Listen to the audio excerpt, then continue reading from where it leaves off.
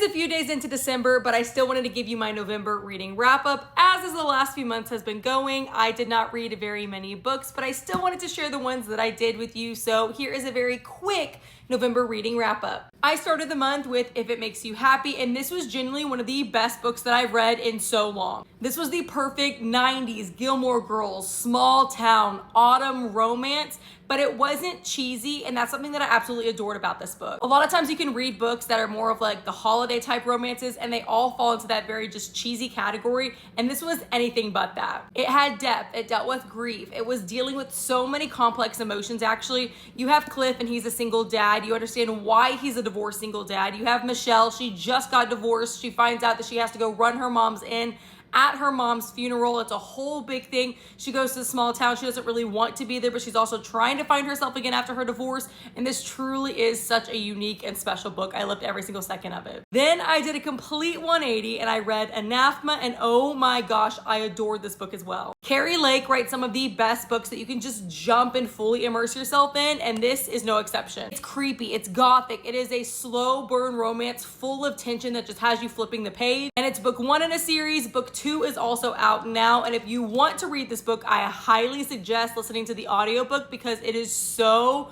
freaking good. Like truly, it just throws you into the story so much more than it ever could.